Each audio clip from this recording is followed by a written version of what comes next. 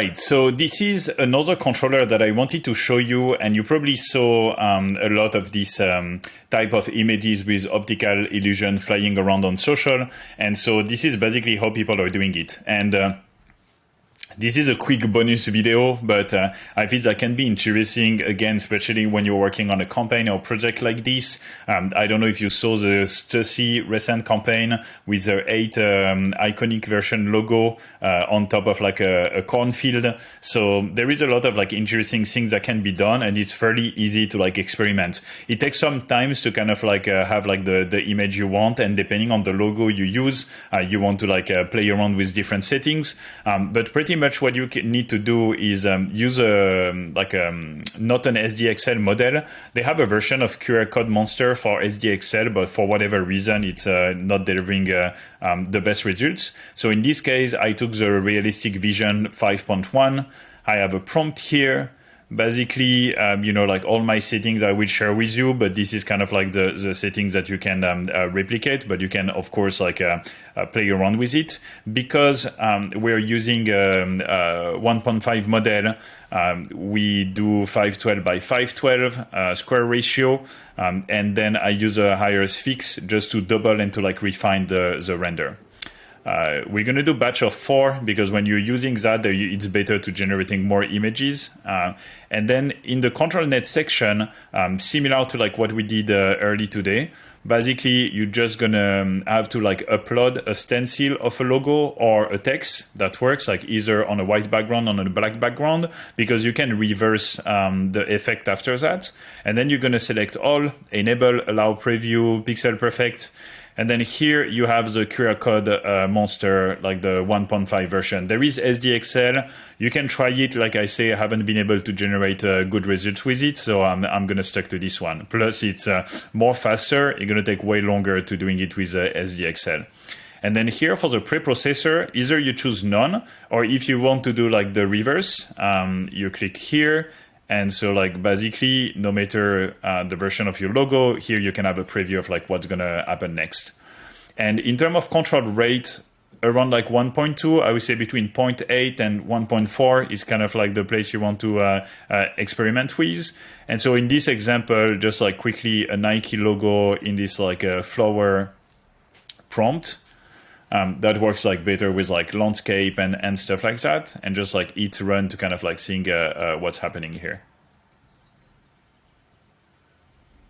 So it's going to take a little bit of time because the controller need to be applied and kind of like generating something that is believable on the rest of the image.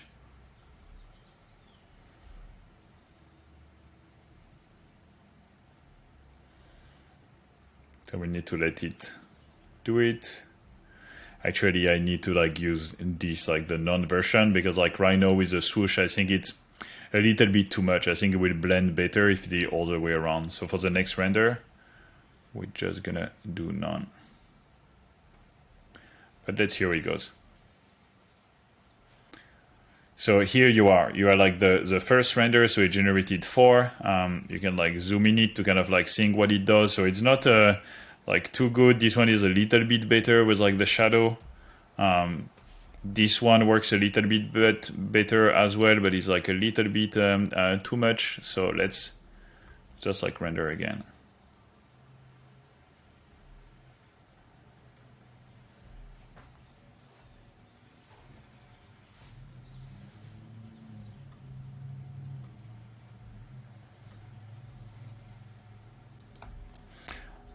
Then we can try another prompt as well, because sometimes there can be a big difference.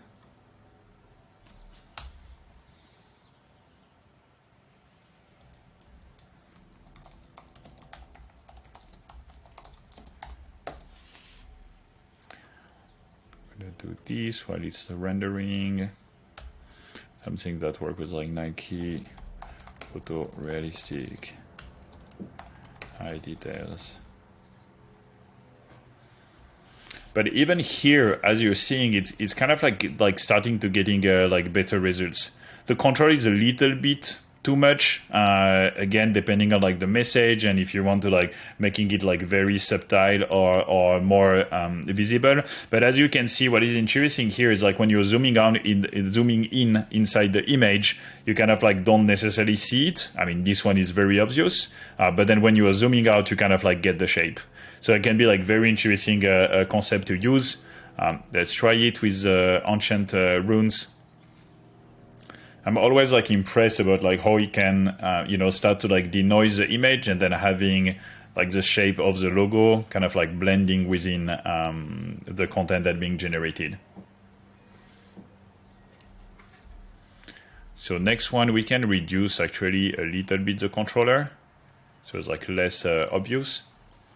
And you really need to like experiment on this one. There is no one single settings that works for everything. It really depends of like the image you're trying to generate, the logo you're using to being able to kind of like generate the best results possible. But here I really like this one, for example. We're gonna see it now, it's a little bit blurry, but I really like when we have like, like this type of effects. So again, if you kind of like zoom in, it's just like, like the runes with like the lighting coming in. But then of course, when you're kind of like looking at it in a distance, like you can clearly see the swoosh. So it's a very interesting, as you can see, sometimes it's like, less, like more abstract, I would say. This one like works so well with like the cloud and the lighting in the background. So it's really like a feature that I love to use. And then, of course, you can work your prompt to making it better all the time. We're going to use one of like the Bape logo, for example. And then we're going to go for...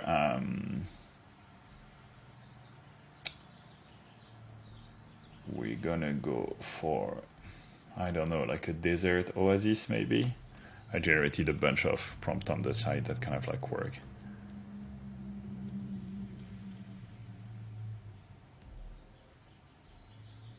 Oh, actually, that was the wrong one. So if you do a mistake like me, do it twice and you can like interrupt the render. Interrupt in the middle, it's kind of funny.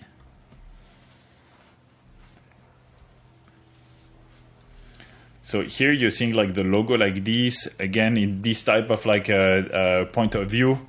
It's not necessarily the best. Maybe we can try to like invert it. And then we can do a shot from above.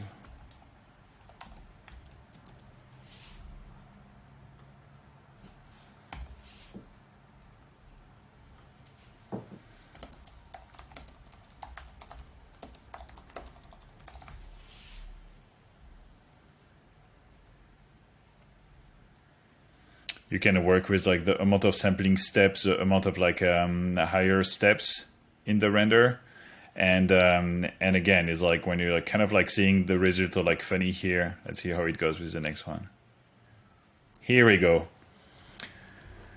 So that's for me like a really cool things to play around with. I would love to see what you can create using like a logo stencil. So you can use your own logo if you have a brand. You can use logo from like a brand you like. I think the results that are pretty cool is like if you combine the stencils of the logo with like an environment that kind of like meets with the brand DNA. But then you can also try it with type. Again, when you create your stencil on Figma, I will share a bunch of this logo, but you need to like making it in the ratio you want to use to generate the content and just like play around with different variation, the weight specifically. Like you can tell here that some of the image are just like not enough details on the logo. So this one actually like worked pretty well. This one are like not too great. So it generate again. This is very like an experimental stuff, so don't judge me on this one. But I still believe you can do like very interesting things, and if you like refine the settings, you will be able to create some good-looking assets, especially if you work on like social media feed or like this type of things. So that's it for this one. Enjoy, do some experimentation, and share it with me because that's always fun to look at. We're gonna wait a couple more seconds just to see this render.